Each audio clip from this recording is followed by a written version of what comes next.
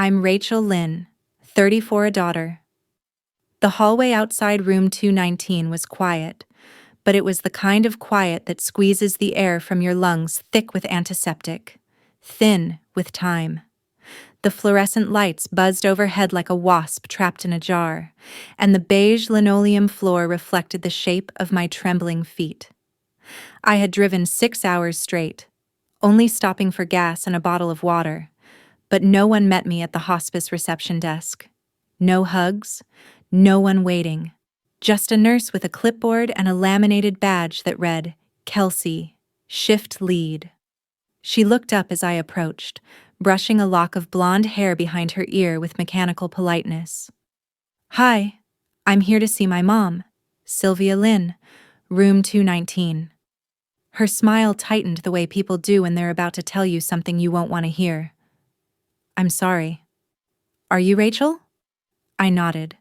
My lips felt chapped, my throat raw from holding back words during the drive. She sighed gently. Your brother Daniel left instructions. Only immediate caregivers and approved visitors are allowed in. You're not on the list. The world didn't stop. It just tilted. What do you mean I'm not on the list? I asked, trying to hold my voice steady. I'm her daughter.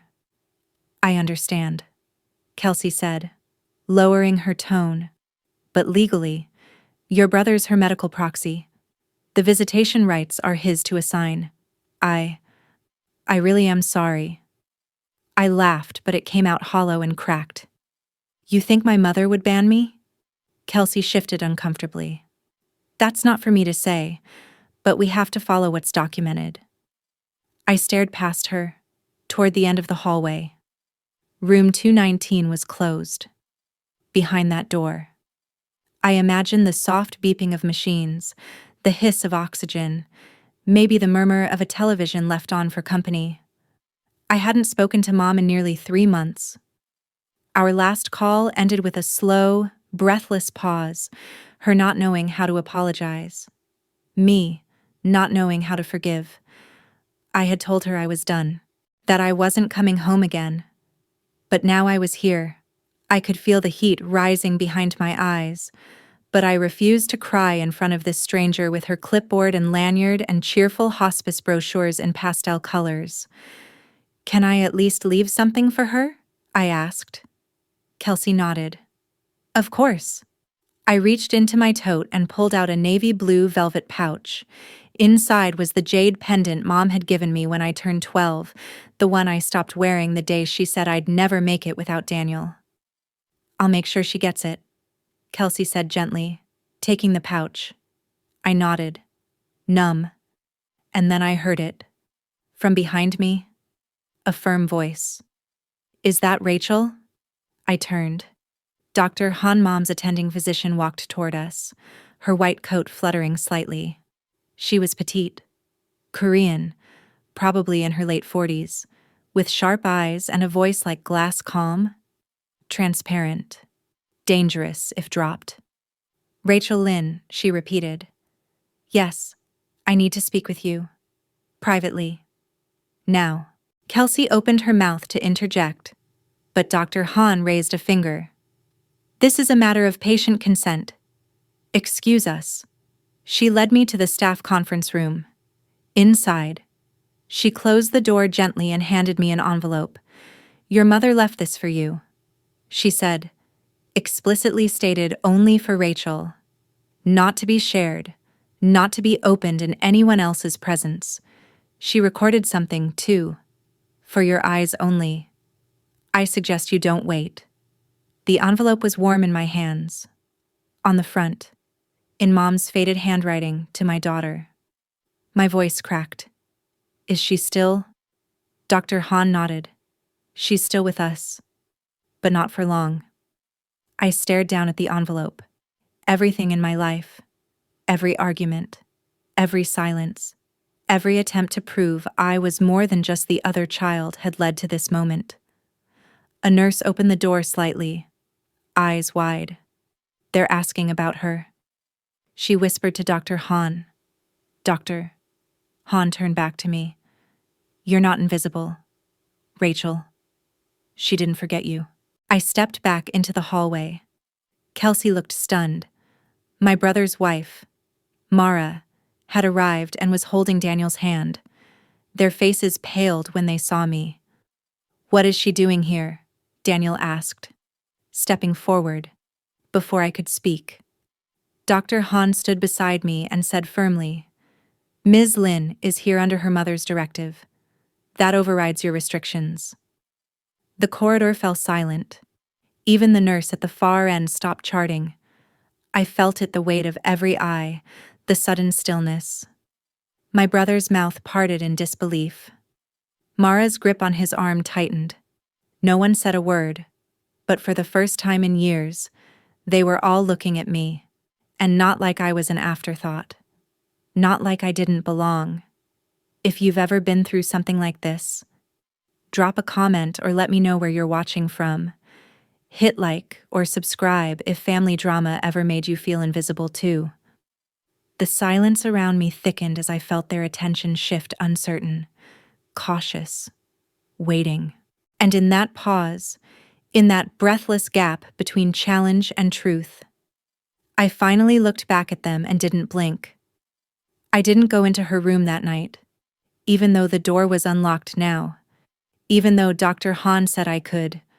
I just sat outside on the bench across from 219, the envelope still in my lap, the velvet pouch of jade now returned and clutched tightly in my hand. There's something strange about being allowed into a place you were once banned from. You don't enter freely, you hover. You doubt. You brace. It's not a welcome. It's a reversal. And reversals come with their own kind of grief. A janitor passed by with a squeaky cart and nodded politely. Somewhere down the hallway, someone coughed weakly. A television in another room played an old sitcom with a laugh track, and I could hear a nurse murmuring instructions behind a curtain.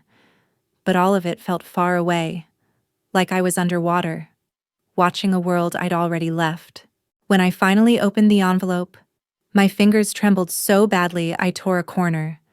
Inside was a single piece of paper, creased, and a small USB stick taped beside it. The letter read, "Rachel, if you are reading this, it means I've already broken the rule you thought I'd never break. I asked to see you. I wanted them to let you in.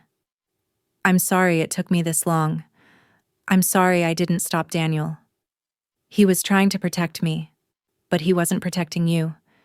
He never understood that. Maybe I didn't either. Please watch the video somewhere alone, somewhere safe. Don't let them have it. I made it for you, and you only. Love always. Mom." I stared at the words until they blurred. I didn't cry. Not yet. But my body folded in on itself, slowly, as if trying to hold something broken before it shattered all the way. I walked out into the parking lot, found my car under a flickering streetlight, and plugged the USB into the console screen. I didn't want to wait. I couldn't. The screen flickered, and then she was there. Mom, lying in the hospice bed, propped up by 3 pillows, her skin pale, her eyes glassy but alert, her voice hoarse but steady. "Rachel," she said. "My girl. My brave girl." I didn't breathe. I just watched. I'm not good at this. You know that. I'd tried to raise you like I raised Daniel. That was my mistake. You weren't Daniel. You were you. You were always trying to show me that, and I never looked long enough to see it.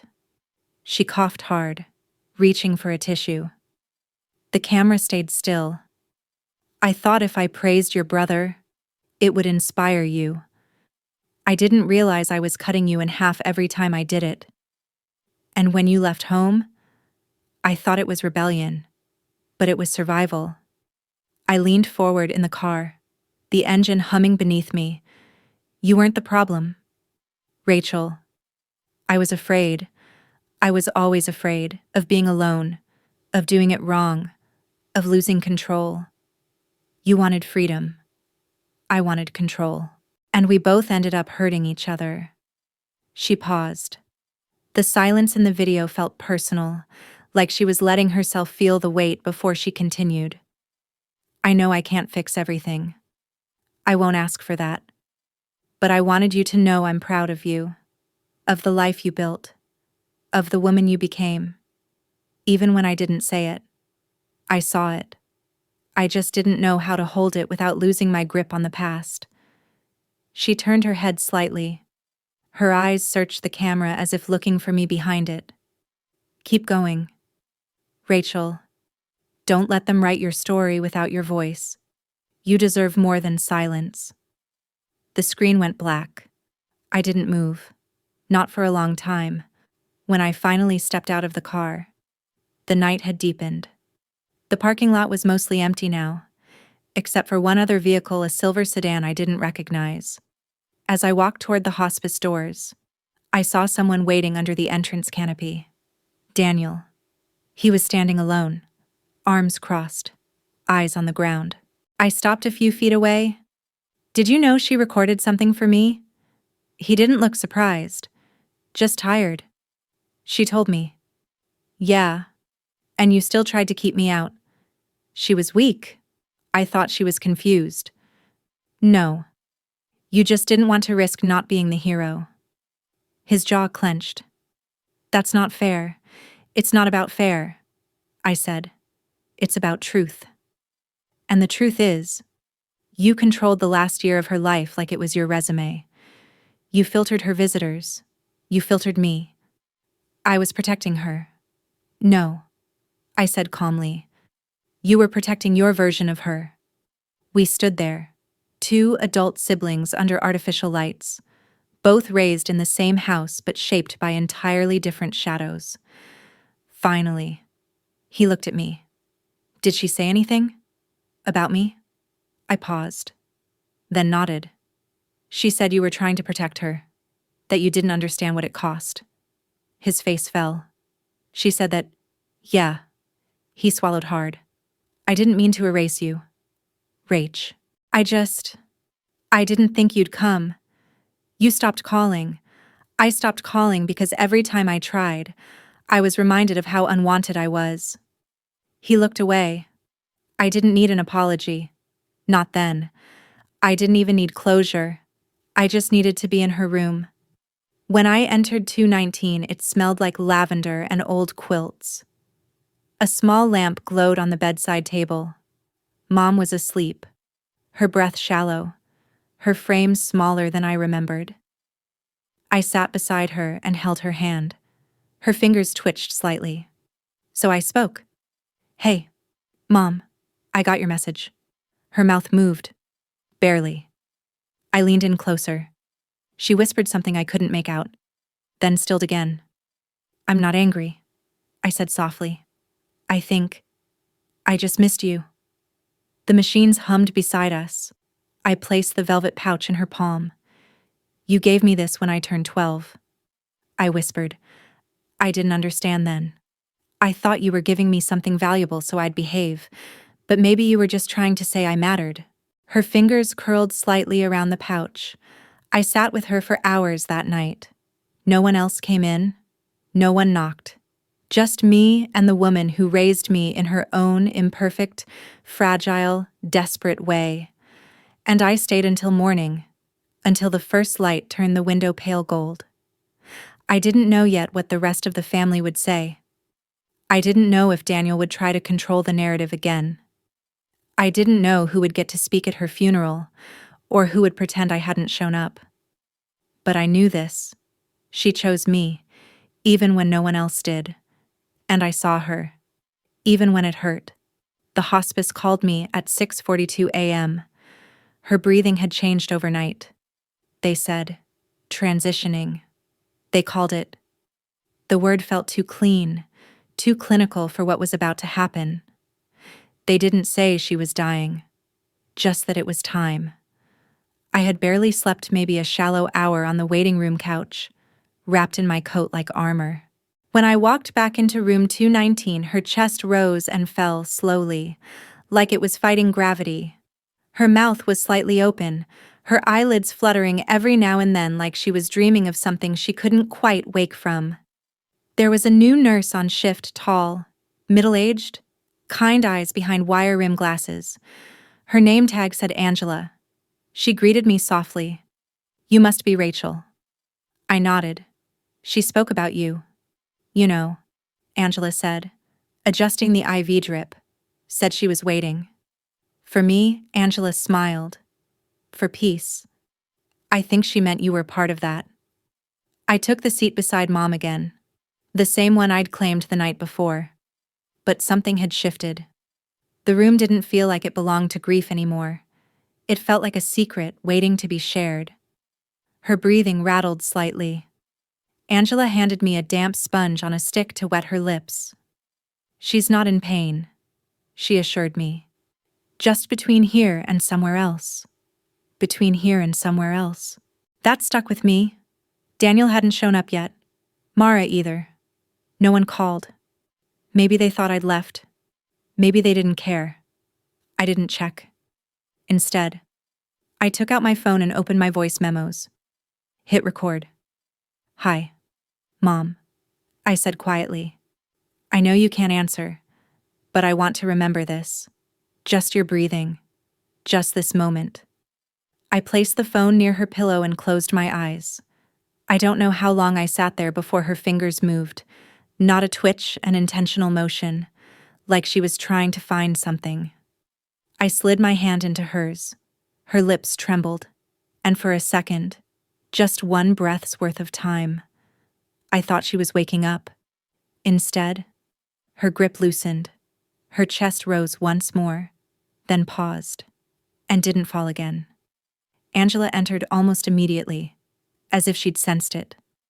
She checked vitals, nodded gently, and placed a hand on my shoulder. "I'm sorry, sweetheart." My throat closed. I didn't cry. I couldn't. It was like my grief got stuck somewhere between shock and permission. Angela handed me a small envelope. She wrote this for the moment. She said, "Told me to give it to you. Just you." I opened it with trembling hands. Inside was a single note. "I waited. I knew you'd come. Thank you." Mom. That's when I cried. Not pretty tears, not cinematic sobs, just shaking, silent, shoulder-hitching grief, the kind that doesn't ask for attention, the kind you have to survive alone. The funeral was set for the following week, a closed casket ceremony at the temple she used to volunteer at on Sundays. Daniel planned it all. He sent out a group email that sounded more like a press release than a goodbye. I didn't reply, but I showed up. The chapel smelled like incense and lilies, rows of folding chairs, a photo of her framed in gold beside the urn, her smiling at something off camera. Wearing the scarf I got her 3 birthdays ago. She said it was too bold, too red, but she wore it anyway. Daniel stood at the podium, spoke about her kindness, her strength, her sacrifices. He never mentioned her mistakes, never mentioned me. Mara was seated beside him, their hands tightly clasped. I stood near the back, alone, clutching the jade pendant now strung on a thin chain around my neck. No one looked my way, until the monk stepped up. He was a small man in pale robes with deep lines carved into his face like dried riverbeds. He bowed to the room, then paused. "There is one more tribute," he said, "requested by the deceased." There was murmuring. Daniel looked confused. The monk gestured gently. "Rachel Lynn, please come forward." A beat of silence. All heads turned. I stepped forward slowly. Each step echoed louder than it should have.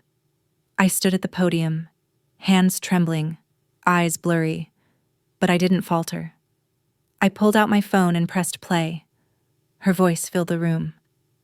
"Rachel," Mom said, her voice raspy but steady. "If they're hearing this, it means I finally did what I should have done a long time ago. Let you be seen." People shifted in their seats. "I want my family to know something," she continued. "Rachel was never the disappointment. I was the one who failed to understand." I held onto the child I expected, not the woman she became. Daniel looked down. Mara's eyes widened. "If you loved me," Mom said, "then love her too, because she loved me when I was hardest to love." The audio ended. Silence fell. I stepped away from the mic. I didn't wait for applause. I didn't look for permission. I simply walked back down the aisle, past rows of faces I had once called family. Some turned away, but just a few nodded. After the ceremony, I found a small table with condolence cards. I placed a letter of my own among them. Not for Mom, for Daniel. "You did what you thought was right, but right isn't the same as kind. I hope someday you know the difference." Rachel, I walked out into the sunlight, the pendant warm against my chest. That evening, I sat on the edge of my bathtub, scissors in hand, and cut my hair. 6 inches gone. Mom always told me to keep it long, more feminine, she said. But this wasn't about rebellion anymore. It was about becoming. The next few days passed in strange silence. My apartment felt smaller somehow.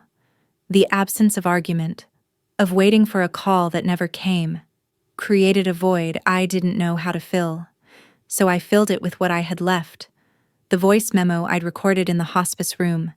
Each night, before bed, I played it softly, just the sound of her breathing, steady, fading, human. I didn't know what to do with the USB. Part of me wanted to upload it, share her words, prove something. But the other part, the one she trusted, knew better. Some things are meant to be carried quietly. The next week, I received a letter from the hospice. A donation had been made in my name. Anonymous. But the handwriting on the envelope matched the one from Mom's final note. She must have arranged it ahead of time. The attached card said simply, "In gratitude for a daughter who stayed." I pressed the card to my chest and closed my eyes. There was still so much unfinished. But maybe that's how real love works. It never ends. It just softens. I went back to the apartment the next day and opened the hall closet I hadn't touched in years. It still smelled like dust and lavender sachets, the kind Mom used to fold into her drawers when I was little. I reached up to the top shelf and pulled down the old cardboard box with masking tape across the lid. Written in black marker, "Rachel College Junk." I hadn't opened it since the week I dropped out. I didn't leave school for failing grades or scandal. I left because I ran out of reasons to stay. The classes blurred together. The voices around me got louder. And every phone call from Mom ended the same way. "Why can't you be more like Daniel?" So I packed a bag in the middle of the night, left the dorm key on the desk, and never went back. I told myself I'd figure it out. Make money. Survive. Maybe build something that looked like success from the outside, even if no one saw the inside anymore. But that old box still sat in the closet like a wound I never cleaned. I pulled back the lid. Loose leaf poems, doodles on the back of flyers, my old lanyard with the campus ID still clipped on. A letter from my freshman advisor begging me to reconsider, and underneath it all, a birthday card, one I had forgotten. It was from Mom. "Happy 18th. My brave little explorer." It read in faded ink. "I know I don't always say it, but I see the way you think, the way you question. Don't ever lose that." I stared at the signature. Love. Mom. Something inside me twisted, because by the time I turned 20, those words had disappeared, replaced by lectures, ultimatums, and emotional withdrawal. She hadn't stopped loving me, but she had stopped seeing me, and I had stopped letting her try. I put the card on my desk and took a picture of it. Not for social media, but for memory.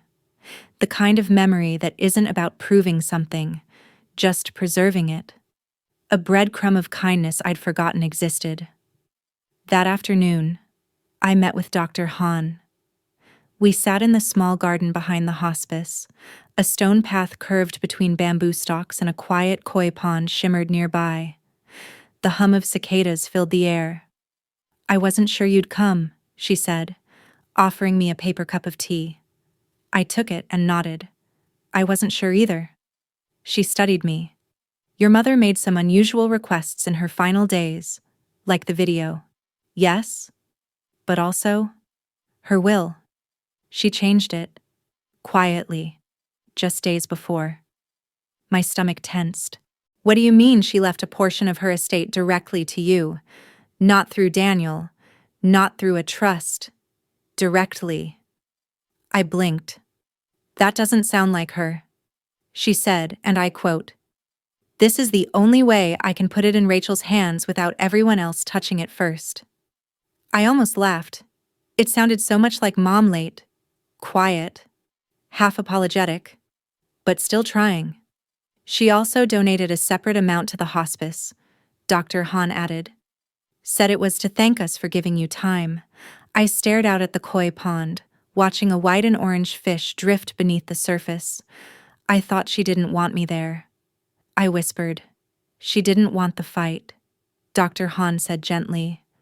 "She told me once, if I say I want her, they'll argue. If I say nothing, maybe she'll come on her own." She was right. I murmured. "I came, but too late." "Not too late," Dr. Hahn said. "Just in time for the truth." I didn't respond. I just sipped the tea and let the heat settle in my chest. Later that week, I got a call from Daniel. His voice was stiff, the way it gets when he's trying to sound polite but can't hide the resentment. "I saw the revised will," he said. "I figured you would. You don't have to accept it. You know, it's not about the money. It's never just about the money." I said, "It's about control." He didn't deny it. "Look, Rach, I didn't handle things well. I was overwhelmed. She depended on me. I never said she shouldn't, but I shut you out." "Yes." A long silence stretched between us. I didn't fill it. This time, I let him sit in it. Then he said something I didn't expect. "She loved you differently. I always envied that." "What are you talking about?" "She didn't push you the way she pushed me. I thought it meant she didn't expect much from you, but maybe it meant she trusted you more than me." I didn't know what to say. Maybe it was true. Maybe not. But the fact that he said it, that he could admit he'd misunderstood something so deeply, was a start. We ended the call without promises, without apologies, but without blame, too. That night, I watched the video again. Her voice, so soft and scratchy, like paper tearing. "Rachel, if you're still listening, know this. You made it. You found yourself, even when I couldn't see you." I paused it there, because that's all I needed to hear. I started journaling again, not for anyone else, just for myself. Pages of unfinished thoughts, sketches of the hospice garden, lists of things she used to say, both the ones that hurt and the ones that healed. I started remembering moments I'd buried, her brushing my hair while humming off key, her fierce way of protecting me from school bullies when I was 8, storming into the office with trembling hands but a voice like steel. The time she spent the night on the living room floor when I had the flu, just so I wouldn't wake up alone. They weren't always big moments, but they were real enough to stitch back together a mother I thought I had lost too early. One afternoon, I took the USB and printed stills from the video. 5 frames. Her eyes, her smile, her hands. I framed them in a collage and hung it by my desk. Not for display, for grounding. So I wouldn't forget that forgiveness isn't about pretending it didn't hurt. It's about recognizing that love and harm often live in the same room. A month after the funeral, I received a package. No return address. But I recognized the handwriting. Inside was a small notebook, worn leather cover, pages filled with clippings, thoughts, and dates. It was hers. Her private journal. Tucked between pages were things she had saved: an old postcard I'd sent from Oregon, A receipt from a cafe we visited together in 2014, a news clipping of my name from a community newsletter when I gave a free workshop downtown. She had followed my life, just silently. On the last page, written in faded ink, were 6 words: I loved her. I always did. That's when I cried again. Because this time, it wasn't grief. It was recognition. That she tried, in her own slow, flawed, secret way. And that I saw it now. I see it still. I didn't tell anyone about the journal. Not Daniel. Not Mara. Not my friends. I tucked it into the drawer beside my bed. And every few nights, I'd slide it out like a relic. The leather felt like memory worn at the edges, cracked along the spine, but somehow still whole. She'd started it the year I left for college. Page 1 was dated September 1st. My move-in day. She didn't cry when I hugged her goodbye. I cried when she walked away. Maybe that's the difference between us. I break out loud.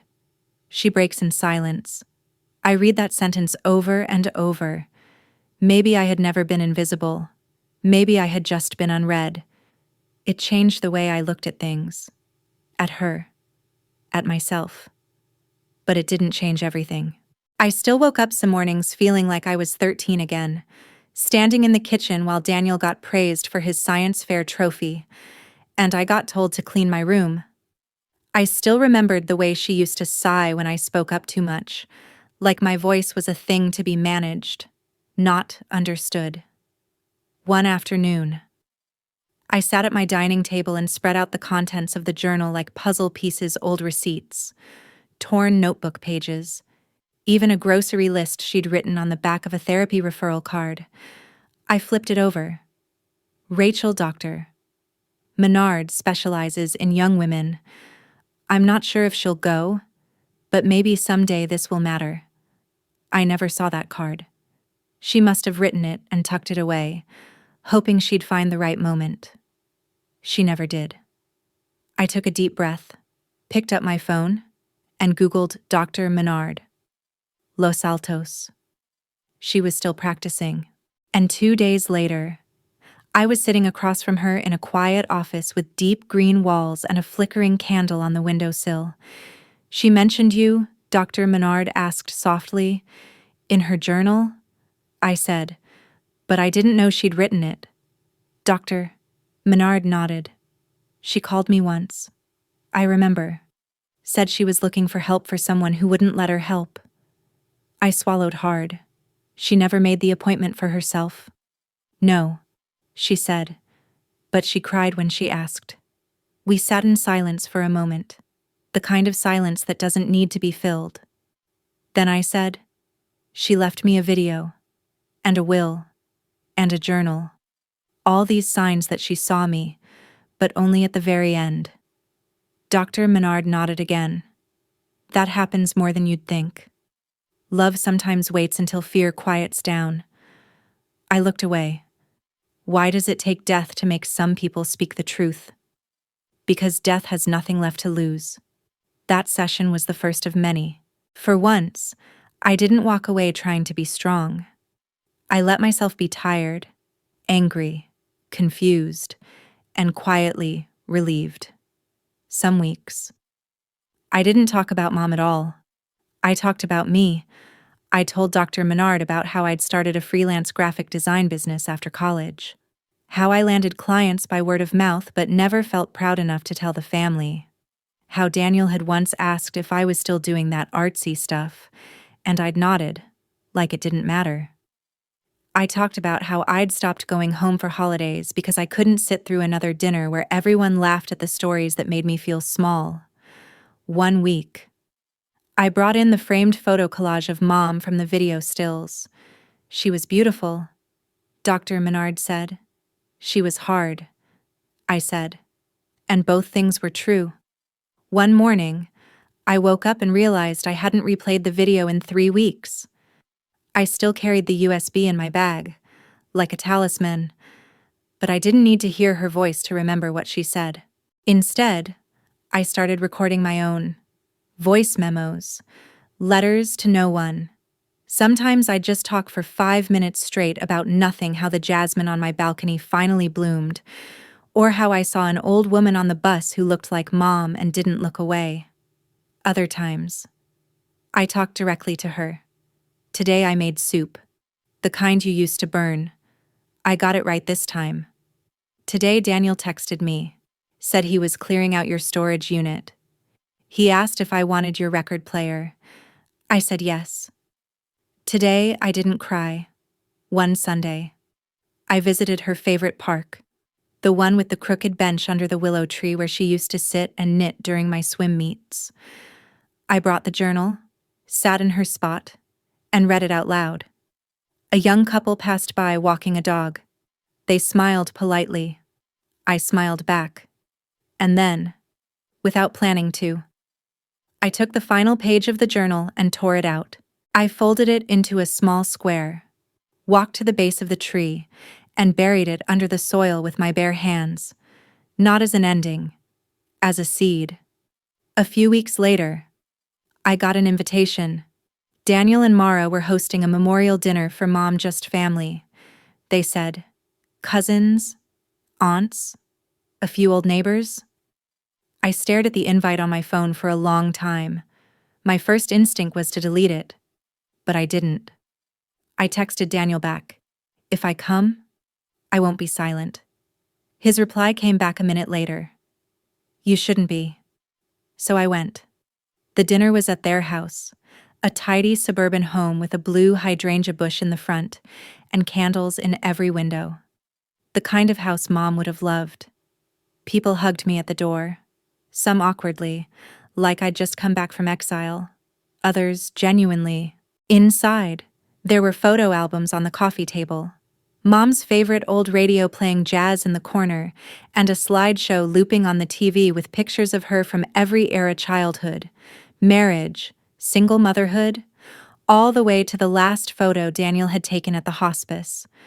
There was one of me and her together, too. A rare one.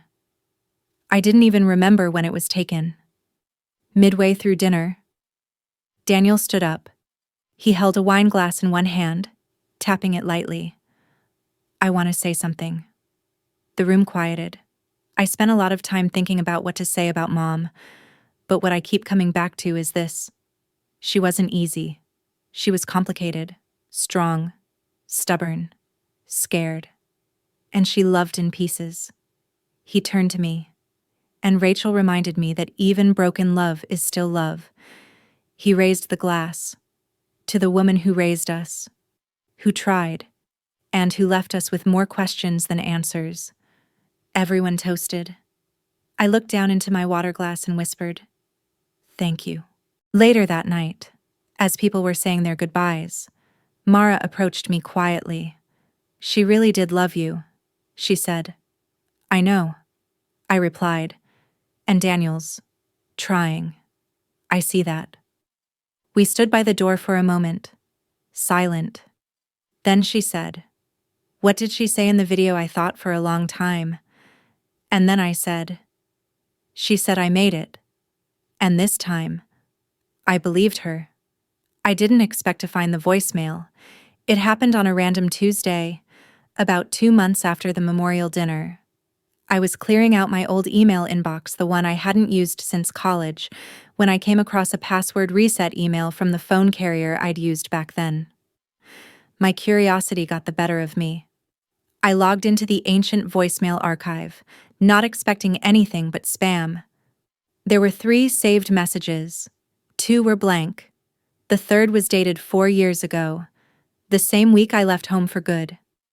I tapped play. It crackled for a second. Then her voice came through, small and tight with nerves. "Rachel, it's Mom. I don't know what to say. I know you're angry. I know I made you feel like you didn't matter. I don't know how to fix that. But I do know this. I was scared. Not of you. Of losing you." She paused, her breathing uneven. "I don't need you to forgive me. But please, please don't disappear completely. The world feels colder without you in it. Call me. Or don't. Just "No, I'm here. I always will be." The message ended. I didn't cry. Not this time. I just sat in my kitchen, barefoot on the cold tile, and whispered back into the silence, "I heard you." A week later, I started teaching a night class, design fundamentals, at the local adult learning center.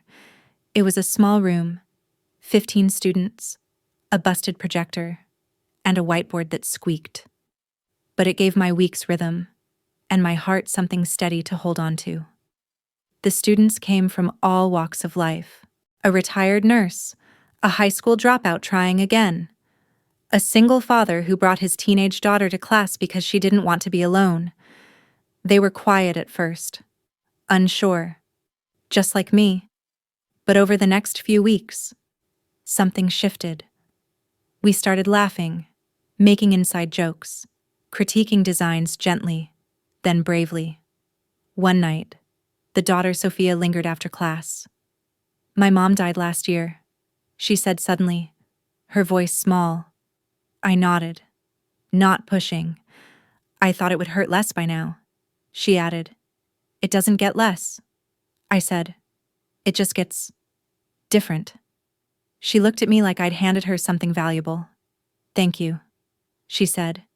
"You remind me of her. Kind of. That night.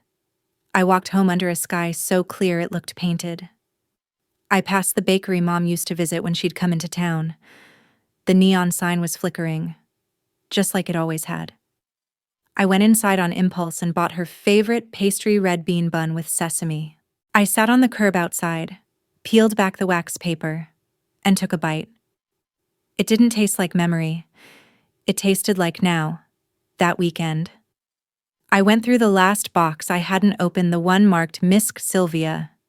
It was full of odds and ends, receipts, folded recipes in Chinese and English, half-knitted scarves, and 3 cassette tapes. One was labeled Moon Festival. 98. I found my old Walkman in a storage bin and popped the tape in. The recording was scratchy, but I could hear us, Mom, Daniel, and me, sitting in the backyard under paper lanterns. I was 10. Daniel was 13. Mom was laughing. Really laughing. The kind of laugh that bends you forward and steals your breath. "I put too much salt in the mooncakes," she said between giggles. I heard my own voice. "It's okay, Mom. They still taste like home." I closed my eyes. I didn't know how much I needed to hear that until it played back to me 25 years later, the next day. I digitized the tapes. I made a folder called For Me Only. I didn't plan to share it, but I needed it nearby. One quiet evening, Daniel called. He'd been going through some of Mom's photo albums and came across something he wanted to show me. We met at his place, sat on the floor in his den with 3 albums open between us. His daughter, Lily, came in halfway through, all elbows and energy. "Who's this?" she asked, pointing at a picture of me in high school. "That's Auntie Rachel," Daniel said. Lily looked up at me, surprised. "You had short hair back then, too." I smiled. "Yeah, I've always liked it that way." We flipped to the next page. It was a photo of Mom holding a sign, Rachel's Art Show, 2011. I blinked. I didn't know anyone took a picture that night. "She didn't want to embarrass you," Daniel said quietly. "But she was there, the whole time. She just stood at the back." My hands went still. "I thought she skipped it," I whispered. "I thought it didn't matter to her." "It did," he said. "She just didn't know how to show up the way you needed." We sat there for a while, the room gently humming with the sound of Lily in the next room watching cartoons. Then Daniel asked, "Do you think she knew we'd eventually talk like this?" I shook my head. "I think she hoped, but she didn't expect." He smiled sadly. "That sounds like her." Before I left, he handed me a small padded envelope. "I almost forgot," he said. "I found this in her nightstand after everything. I think it's yours. Inside was a charm bracelet, one she'd given me when I was little and took back during an argument when I was 15. I hadn't seen it in almost 20 years. She'd kept it. I ran my thumb over the tiny jade turtle, the gold piano, the silver ink pen. She didn't throw it out. I whispered. She never did. Daniel replied. Back home. I placed it on my dresser. I didn't wear it. Not yet. But I saw it every morning. Proof of the things she never said but still did. I kept teaching, kept writing in my journal, kept listening to those old tapes now and then. And one Sunday morning, I drove out to the hospice. Room 219 had a new patient, I was told. A woman with late-stage Parkinson's. I didn't go in. I just sat on the same bench across the hallway, hands folded in my lap, breathing in the lavender and antiseptic like a strange kind of nostalgia. I stayed for a while. Then I stood up, walked to the front desk, and asked for a volunteer form. The receptionist blinked. For grief support, I nodded. Or design activities. Art therapy. I can do either. She handed me a clipboard. And just like that, I began returning. Not to the past, but to presence. Every Thursday after work. I sat with people whose time was thinning. We drew. We painted.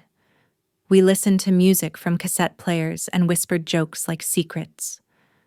I didn't tell most of them why I was there. But sometimes, when a woman with clouded eyes held my hand a little longer, or when someone said, "You remind me of my daughter," I felt Mom sitting beside me, not her ghost, not her regret, but her hope. The part of her that waited, that trusted, that let me find her. Not in the room she died in, but in the one I now entered willingly, week after week, as myself. On the Thursday before the autumn equinox. I arrived at the hospice early. The air was shifting, still warm, but with an edge of something cooler underneath. The kind of weather that makes trees consider turning. I wore Mom's old scarf, the one from the photo at the memorial, even though it didn't quite match my outfit. It smelled faintly of her still floral detergent and something earthier, maybe ginger root. The front lobby was quieter than usual, fewer visitors. One of the nurses, Ava, waved me over. "You're early." She smiled. "Room 204's been asking about you." Ms. Travers, remember her, the one who paints butterflies? "Of course," I said. "She's having a hard day. I think your face might help." I made my way to the second floor. The elevator chimed softly, and when the doors opened, I caught my reflection in the mirrored wall, older, still a little tired around the eyes, but steadier. I looked like someone I would trust. Mrs. Travers sat by the window, wrapped in 2 blankets, the sunlight painting faint shapes across her face through the lace curtain. "There she is," she said, her voice raspy. "Here I am," I replied, setting down my bag. "Ready for some art therapy, I'm too tired to paint," she murmured. "But you could describe the world to me." So I did. I told her about the changing leaves in the park by my apartment, how they'd started turning orange at the tips like they were dipped in fire. I told her about the neighbor's cat who sat on my window ledge every morning, waiting to be acknowledged like a little emperor. I told her about the chalk drawing I saw on the sidewalk yesterday, a girl with wings, and underneath, the word, "stay." Missy Travers closed her eyes. "You have a way of seeing that makes everything sound alive." I smiled. Maybe I just learned to pay attention. Later that afternoon, I found myself back on the hospice bench outside room 219. The door was closed. A nurse wheeled a tray past me with empty water pitchers and a vase of wilting carnations. I didn't go in. Not because I couldn't, but because I didn't need to anymore. Instead, I pulled out my phone and opened a blank voice memo. "Hey, Mom," I whispered. "It's been almost 3 months. The scarf still smells like you. I wore it today. A pause. I don't think I'm trying to prove anything anymore. I'm just showing up, and it feels different. I stopped the recording and stared at the screen. I didn't delete it. That evening, Daniel called. I cleared out the last of Mom's storage unit, he said. There was one box I couldn't open. What's in it, I don't know. It's labeled Rachel's Future. My heart paused. I can drop it off, he offered, or we could go through it together. I thought for a moment. Let's meet. We chose Mom's old favorite cafe, Maple and Sage, with its uneven tile floors and wobbly tables. The owner recognized us, gave us the booth near the window without asking. Daniel placed the box between us. It was smaller than I expected. Worn cardboard. One corner caved in slightly. I peeled back the flaps and stared. Inside were dozens of envelopes, some sealed, some not, all labeled with years. For Rachel 2020, when you publish something, when you feel alone, when you forgive me. My breath caught in my throat. These weren't in the will, I said. She must have kept them private, Daniel replied, his voice quieter than I'd ever heard it. Maybe she was writing them in case she never got to say the things she meant to. I pulled out one labeled, When You Become Yourself. I opened it. Rachel. You always were yourself. I was just too afraid to see you clearly. I kept looking through the lens of who I wanted you to be, and I missed how incredible you already were. Thank you for becoming anyway. Mom. I folded the letter and held it between my hands like a warm cup. Daniel sipped his coffee. I used to think being the good kid meant being the strong one, the one who keeps it together. But you're the one who survived being misunderstood. That's harder. I looked at him. We were both raised by the same woman, but we weren't raised the same way. No, he admitted, but we both loved her. We sat in silence, watching the late afternoon light spill across the cafe floor. Later, we divided the envelopes. I took mine. He took a few she'd written for Lily. She left these for her granddaughter, I asked. She hoped one day Lily would want to know more. Daniel said, more than the version of her we told at the funeral. I nodded. That night, I lined up the envelopes across my living room floor. Some I wasn't ready to open. Some I would save for moments when I didn't know I needed them. But one caught my eye. When you love someone, I hesitated, then opened it. Rachel. Loving someone will never feel like what they taught you in books. It won't always be gentle, or fair, or easy. But if you keep showing up when it's quiet, when it's hard, when no one's clapping, you'll see it. Love is presence. Love is staying. Love is what you gave me, even when I didn't give it back the way I should. Mom. The letter trembled in my hands. I had loved people. Quietly, fiercely, wrongly, honestly. I had stayed for people who couldn't see me, and left when it meant saving myself. And for the first time, I didn't feel guilty about any of it. A week later, I stood in front of a classroom of new students for my fall design course. I opened the lecture not with slides, but with a question. What's something you've made that no one ever saw but you're proud of anyway? They blinked at me. A few looked nervous. I smiled. We all carry invisible work, invisible growth. That doesn't make it less real. They nodded. That was how I began the semester. Later, I added a new slide to the syllabus optional reflection journals privately graded. No right answers. Just honesty. Some students wrote about grief, others about joy. A few just doodled. But every page meant something. That December, I walked back to the park with the willow tree. I brought a thermos of tea and one of the envelopes. The one labeled, When You're Ready. I opened it slowly. There was no letter inside, just a single photograph. Mom, standing in front of a mural I'd painted years ago, smiling, not posing, not performing, just smiling. In the corner, in her handwriting, were 5 words: I see you. Always did. I didn't cry. I just sat beneath the tree, held the photo to my chest, and whispered, I see you too. And I stayed. Not because I had to, but because I finally could. The first snow came early that year. Not heavy, not even thick enough to coat the ground, but enough to leave a breath of white on the rooftops. Enough to hush the city's edges. I watched it fall from my apartment window, sitting cross-legged on the couch, a blanket over my shoulders, the jade pendant resting against my collarbone. It had started to lose its polish. I didn't mind. Nothing real stays shiny forever. The hospice sent me a card that week. A simple note. Handwritten.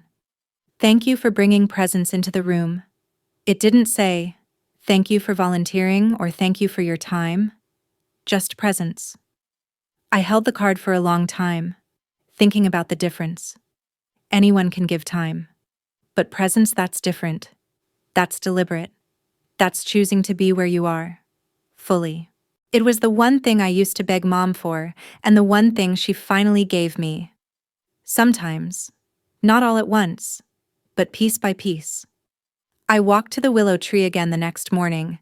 My boots made soft prints in the frost-covered grass. I had a new envelope in my coat pocket, not one she wrote. One I had. For Lily. Inside was a letter and the charm bracelet. She was only 8, but she was bright and watchful. The way I used to be.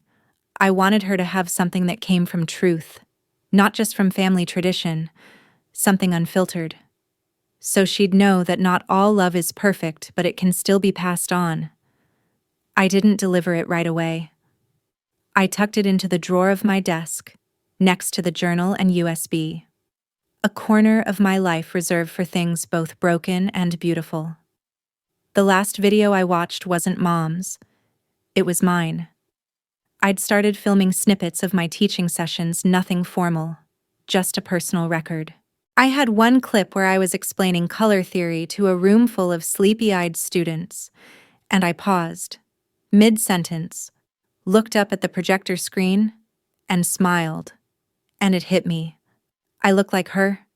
Not in the face, not even in the voice, but in the pause, that gentle breath before you say something that matters. I closed my laptop. Outside, a child was dragging a stick along the sidewalk, watching the trail it left behind. I knew that feeling, the small thrill of making a mark. That night, I finally opened the envelope labeled, "When you're ready to let go." It was sealed more tightly than the others. I had waited because part of me didn't want to know what letting go actually meant. If it meant forgetting, if it meant silence, if it meant I had to stop hearing her voice in the back of my mind when I made toast or crossed the street. But I was ready now. I broke the seal. Inside was a short letter. Rachel, if you've opened this, it means the weight has changed. Not disappeared, not erased, just shifted. Letting go doesn't mean leaving me behind. It means letting yourself move forward with both hands free. I want you to love the life you've built. Not in spite of me, not because of me, but with me as part of it. Not a wound, a root. Mom, I folded the letter and read it again, and again, and then I burned it, not out of anger, but as an offering. I stood on my balcony with a small ceramic dish, lit the edge of the paper with a match, and watched the flame curl her words into ash. The wind picked up and carried the pieces away, scattered like tiny birds. That was the only letter I didn't keep, because I didn't need the ink anymore. I had the message. A few days later, I got an unexpected call. From a publisher I'd submitted a manuscript to nearly a year ago, back when I was still keeping my work private. Miss Lynn, the editor, said, "We loved your submission. It was intimate, brave, very honest." I swallowed. "Thank you." It reads like someone learning to speak again. I didn't know what to say to that. But she was right. They offered me a modest contract. Small print run, local distribution. I said yes. The day the contract arrived. I walked to the park and read it under the willow tree. I didn't sign it there. I just wanted to feel the moment. To sit with the girl I used to be. To sit with the mother I was still learning to forgive. To sit with the version of me that chose to stay anyway. I looked up through the branches and whispered, "We did it. Not for her, not even for me, but for the part of both of us that believed something good could still grow from the middle of silence." I started writing again, not just for work, for myself. I wrote about presence, about invisibility, about daughters, about women who leave breadcrumbs in boxes, and sons who confuse control for love, and little girls who grow up to hold their own stories. One night, while reorganizing my bookshelf, I found a slip of paper that had fallen behind a stack of notebooks. It was a quote I must have scribbled years ago, in college or maybe before. Maybe you are not what they see, but what you survive. I pinned it to the wall above my desk, not as a wound, as a root. Months passed. Spring arrived slowly. The trees outside my window bloomed shyly, as if unsure they were ready. I understood that. Healing doesn't come in thunderclaps. It arrives like morning, one breath at a time. Lily wrote me a card in pencil. "Thank you for the bracelet. I wear it when I miss Grandma." Daniel sent a photo of her wearing it at school, holding a handmade sign that said, "Be kind. Everyone is healing from something." I framed it. Some days, I still wake up thinking I'll hear Mom's voice in the kitchen. I don't. But some mornings, I wake up knowing she would have been proud of the woman I've become. And that's enough. It's not perfect. It's not tied with a ribbon. It's not the ending I would have written at 23. But it's the one I can live with. Quiet. Whole. Present. I went back to the cafe once more, sat at the booth by the window, ordered the red bean bun and a jasmine tea. The waitress brought it over, paused, and said, "You've been here before." "Right. Yes." I smiled. "With your mom," I nodded. "Once." She smiled back. "You remind me of her." I didn't correct her. I just said, "Thank you." And I meant it. Because that part of me, her part, was never really gone. Just waiting. Just quiet. Just learning how to stay.